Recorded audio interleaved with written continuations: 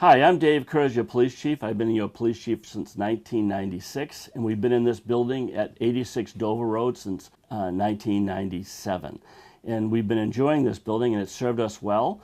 It used to be a hardware store at one time, and it served as offices for a company after that. And when we bought it, it was for about $250,000. We put another couple $100,000 in it.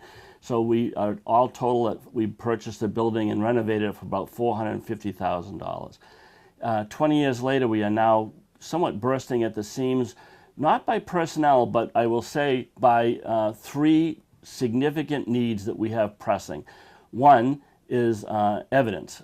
We have a lot of laws and regulations surrounding what our need to hold on to evidence, and a lot of it. And so that's a real challenge that we need to address with an addition and renovation. Secondly is our record management system. We have to hold on to a lot of paper by state statute. And finally, the women's locker room is busting at the seams, where I don't want to be in a situation where we don't have a hiring process that I couldn't hire a woman because we don't have space to have her locker. So those are three primary needs. We went to the town council. We got authorization from them to go out and to get architectural drawings, and then from those architectural drawings, we would be able to determine the cost of an addition and a renovation to this existing building. That occurred over the past summer, and the price for the renovation in addition to the rear has come in at $1.9 million. We will be coming to you as the residents of Durham asking for your vote to determine whether you'll support that endeavor. The rest of this film will be about meeting some officers who work for you, pointing out those deficiencies that we've talked about very briefly here. And what I would like you to know is that we'll be doing a lot more as far as doing some marketing and having you understand what it is that you need to make a decision, an informed decision on how to vote, or whether you want to support or not support the addition of the building. Certainly we are urging you to do so, and we would certainly love your support in doing that. But again, the purpose of this video is for you to see and meet some of the officers in the facilities that we're working in. Thanks for your time, and I hope you enjoy this film. And feel free to call me at any time if you have any questions or if you want a tour. We'll be doing those types of things later as the year goes on. Thank you very much. Hi, I'm Sandra Hebert, and most people probably know me as the parking officer downtown. But another part of my duties here at the police department is I am the evidence custodian. First step is, this is our temporary evidence lockers. So if I'm not around and an officer has evidence to submit, they lock them in these lockers first. And then when I come on duty, I'll transfer them into the permanent evidence room. This here is our evidence room. It is restricted access only, so it's only myself and the detectives who have access to the permanent evidence. So restricted pass to get in. And here is the evidence room. Some point along the way, they brought in California Closets, who installed these different cabinets for us to keep track of the evidence and to store it properly. So evidence need to be stored separate from recovered property. So we have separate lockers for recovered property. So anything that's not evidence, that's lost or mislaid property, is kept in this locker. It's also used as our overflow for alcohol as evidence. And then there's three things that need to be secured separate for evidence-wise. We have a weapons locker, so this is our weapons locker. Weapons, money, and drugs all need to be locked separately. So I will show you a quick look at the evidence. So this would be an example of our drug locker. And then evidence all needs to be kept for different lengths of time. If it's just recovered property or something that's found or lost, I need to hold on to it for 90 days. If it's under $250, if it's over $250, I need to hold on to it for 180 days. And then when it comes to evidence, it all depends on the crime. Okay, so for a violation, the statute of limitations is 90 days. For a misdemeanor, the statute of limitations is a year. And for most felony cases, the statute of limitation is 6 years. So if the detectives or patrol are investigating a crime and they seize evidence for that crime, that's the least amount of time that I need to hold on to that evidence. If an arrest actually takes place, then we need to hold on to that evidence until the statute of limitations, until the case has been adjudicated, which can take up to, for a felony, a couple of years.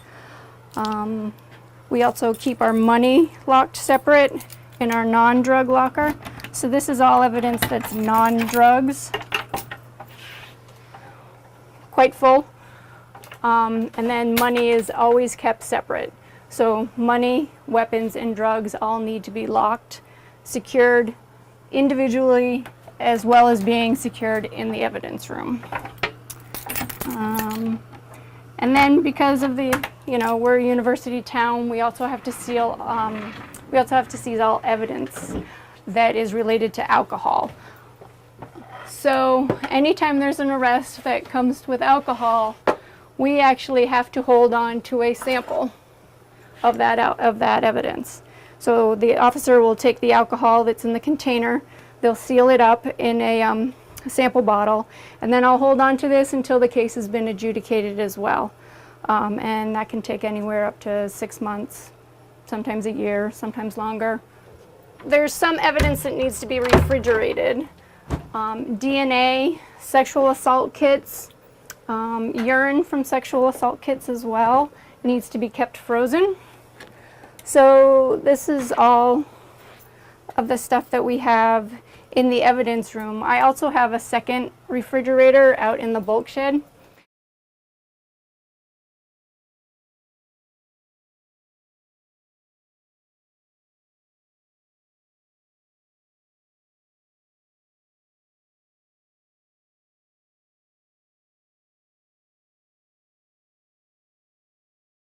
So this is our bulk shed, is what we call it for evidence.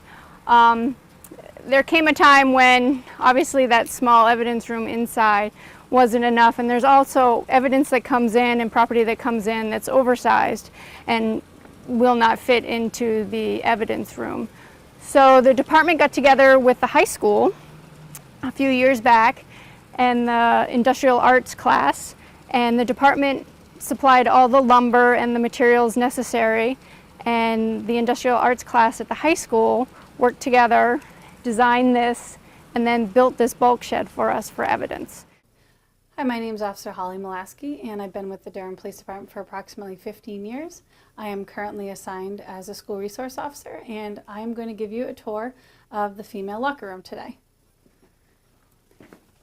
We currently have 5 female sworn police officers and 3 female civilian employees that utilize this locker room. As you can see, we have some of the larger lockers assigned to the officers for equipment, and unfortunately, due to space, we can only have smaller lockers assigned to some officers and the civilian parking enforcement officer. We utilize whatever equipment we have for extra storage for our equipment and our training records. As you can see, one of the female lockers is tucked here in the corner, so it becomes very difficult if all officers are on duty for an event. If somebody's trying to change and use the locker room or utilize our restroom, it becomes very cramped. You could see back here, we have limited storage space where we're required to keep some of our training records, our day-to-day cruiser operations equipment, as well as multiple variations of uniforms. In here, the ceilings are very low, so it's often difficult if we're trying to get dressed or don some of our bigger equipment. It's difficult to get on. There is no ventilation whatsoever in here. So we do have a wall-mounted AC unit, but unfortunately it is mounted behind a locker. The only way to turn that on is to use this broom handle here and reach back here and turn it on. We also have a small shower, which unfortunately is also used for cleaning, so it's multi-purpose shower that you can see back there. We also have a dehumidifier unit that we run in the summer or winter months if the AC unit itself is not controlling the air quality in here. So this is our tiny locker room. Oftentimes for many events during the year, all 5 of us are trying to get dressed and put on this equipment at the same time, and it gets very hot and jammed in here. My name is Jennifer Johnson. I have worked here for 21 years. This is my office here, and I also cover out front when needed. My sole responsibilities are payroll, accounts receivable, accounts payable, financial, budget, and I also help the captain with the CALIA process, our accreditation. And I also do a lot of filing. So this is where I spend most of my time out back here. And I'll show you the file room. These files here are all for our next CALIA on-site, which will take place next April. We're preparing for that. This is our file room in here.